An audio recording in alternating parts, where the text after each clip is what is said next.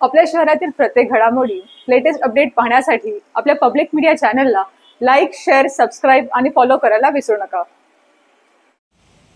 अंबरनाथच्या जांभूळ जलशुद्धीकरण केंद्रातील देखभाल दुरुस्तीच्या कामासाठी शटडाऊन घेण्यात आलाय।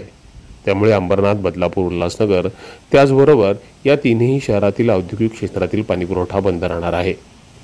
18 सप्टेंबरच्या रात्री 12 वाजल्यापासून 19 सप्टेंबरच्या रात्री 12 वाजेपर्यंत म्हणजे 24 तास हा पाणीपुरवठा बंद राहील।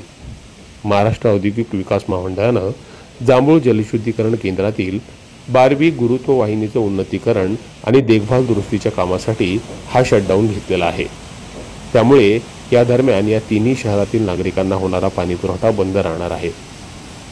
असं असलं तरी नागरिकांनी पाण्याचं नियोजन करून पाणी जपून वापरण्याच्या सूचना प्रशासनाकडून करण्यात येत आहेत।